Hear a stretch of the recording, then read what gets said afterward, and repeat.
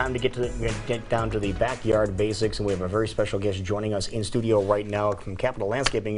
Phil Glazer is here. He is the owner of Capital Landscaping, and this is the time of year, Phil, that people are just starting to see what they have planted just start to come to life and just start to get some legs, so to speak, and start to really make it looking nice. But sometimes it doesn't come out the way that you think. Yeah, this year everything's been a little delayed. Some of the trees are just finally leafing out, which is surprising to us. A lot of the plant material had a rough winter, so there's some replacement work going on. And now that the weather's popping, of course, the weeds are taking over now. Oh, it doesn't take long. That's something we just noticed yesterday afternoon. As a matter of fact, some of the new the garden that we just put in about a week and a half ago, everything was all well and good. Went back out to water yesterday, and the weeds everywhere. Yeah, and I have crews that do flower bed maintenance, and even we're struggling a little bit keeping up because of all the wet moisture. And now that the temperatures have popped, all those seedlings are taking root. And there's ways to try to prevent it, but let's be honest, it really does come down to eventually pulling them by hand. Yeah. And that's something that a lot of people have said, you know what, we're tired of doing it. I just told you I had a conversation with somebody just the other day saying, I love my garden, I love my bedding plants, but I'm just tired of doing it. And they called you guys to come over and take care of it. Yeah, and really your whole outdoor experience in your house, it should be that it doesn't overwhelm you so you're spending your weekend there. And that's where we try to help people out. And some people say, I want to do a lot of the maintenance, and some people say, I want to do a little less. And so then you change the plant material and you still get your bang for your buck. Okay, and that's what we're talking about here today, Michelle. Yeah, we're talking about curb appeal, and how to really, maximize things in the yard. Talk about maybe some of the tips and things that you guys recommend to get the most bang for our buck and most kind of dramatic curb appeal. So when we meet with somebody and they want to, and we actually get these calls, they're going to sell their house, and so then we'll meet with them, and what we'll do is we'll figure out it's all about from the street the curb appeal, and then we'll try to maximize the dollars they have available. And the interesting thing about landscaping, if it's done right and you do it correctly and you do a good budget, if you're actually going to sell your house, what you spend to get that landscaping, and it should come back at about 180%. Oh, that much? Wow. Really? A return? Yeah, and then we have people that they look at their house and they say, I want to have space outside to enjoy the outdoors, take my living out there. The numbers are very similar. It's about 180% return on your investment. So you're actually, it's like they say when you go in and you remodel your kitchen, it's dollar for dollar. The landscaping will actually pay back. So we have about 3 houses that we're currently doing that we know the clients are going to be moving. So if you look at this house here, it was built in the 20s, and let's just be honest, that patio is all circles. There isn't all the circles running together, and that was for curb appeal. And they did it to maximize the value of their entranceway. And there are a couple from Europe, and they really wanted that look to make it remind them of back home. So we used pavers that we could make circles after circle with. Talk about some of the differences between when you're landscaping and you get that instant appeal versus some things that maybe you put into place that take a little bit of time to get established. Well, this is a good example. So this house here, the people are going to be living there. And so if you look at that, it's actually been planned so that throughout the year you're going to have some color. If you look, we put in a smaller maple that eventually will reach maturity. The boulder that we put into the beds is actually for the winter time. So you have some definition of color. Oh, so nothing has to be growing in order to have some definition. Yep. Yeah, and then if you see that small bush up front that's kind of blocking that window, that's actually planted there because that's actually their bedroom window, and that's a lilac that's been lifted on a standard. Oh, really? And she wanted to be able to smell that in the springtime. And that lilac will usually bloom about twice a year if we prune it correctly. So that was done on purpose so they have a fragrance in the morning.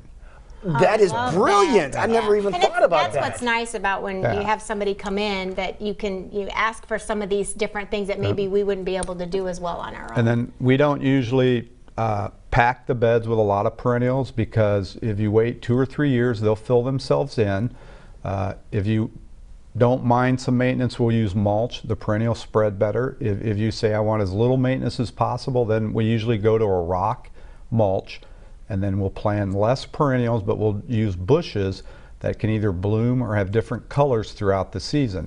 And then it used to be everybody used yews for the winter color, the green. Now I think everybody's going more to boxwoods.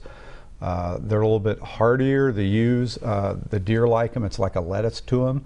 And even me, I live at 37th and Kingman, and last night a deer went through my front yard. So the deer are everywhere. We have to accept that and change how we're planting now. We've had a lot of people come in and talk about native plantings and so forth. Are you getting a lot more requests for homeowners to have more native plants in their yard? Yeah, so like this is a more formal entrance that the client wanted, but if you notice, everything there is native to Iowa.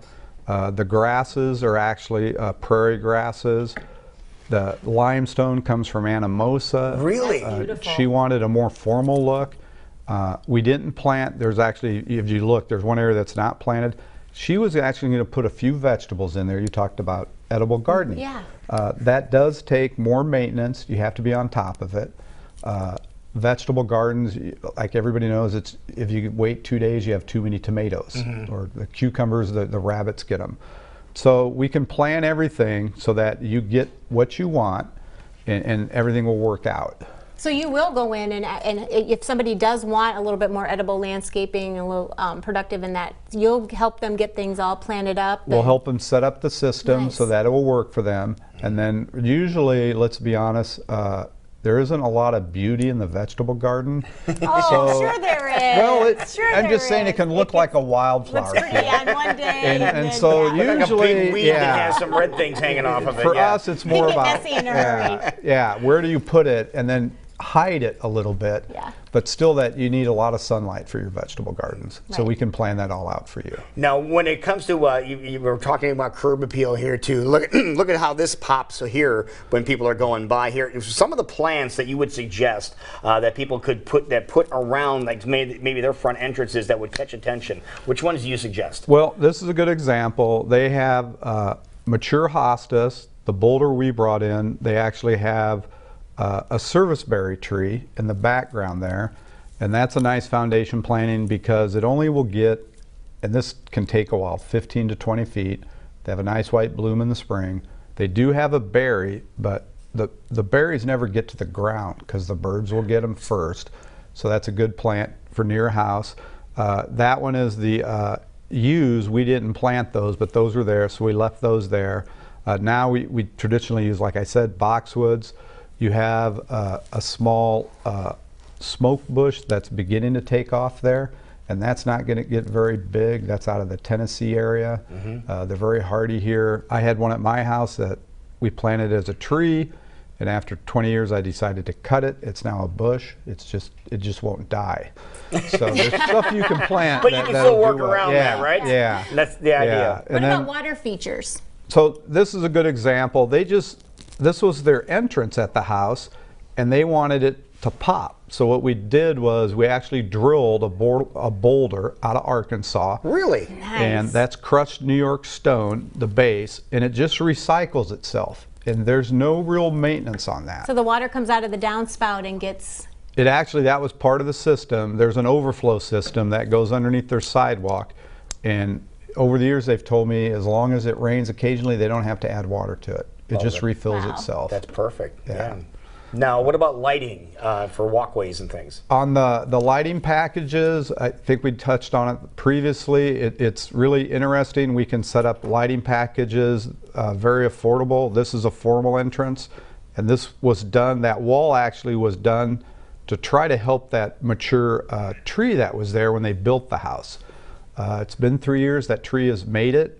We think it's going to survive. Usually when you get that close, we have issues. She wanted as little maintenance as possible. So as you look, she has a lot of boxwoods. She has some spirea that we've put in.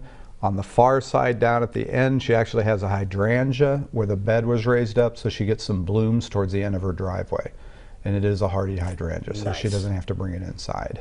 All right, so a lot of answers here and to having questions. things nicely landscaped like that, it makes it more inviting to get outside and enjoy our yards, and to know we can get some help with that. Yeah, and it's all about difference. enjoying your yard and not making it so that you're spending your weekend there. You're dreading getting home from your long work day to have to work in your yard. Yes, that's exactly. the idea. If people want to get a hold of you and get your ideas, your thoughts on what they can do with their particular yard, what can they do? I would either go to capitallandscaping.com, or you can call us at 515-244-2724.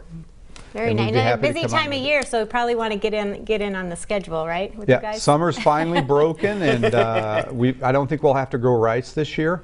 So it's looking pretty good for us right now. The crews are able to actually get in the field and begin working again. Yeah, very nice. That is great. Thank you so much for coming in. Appreciate it. Great information there.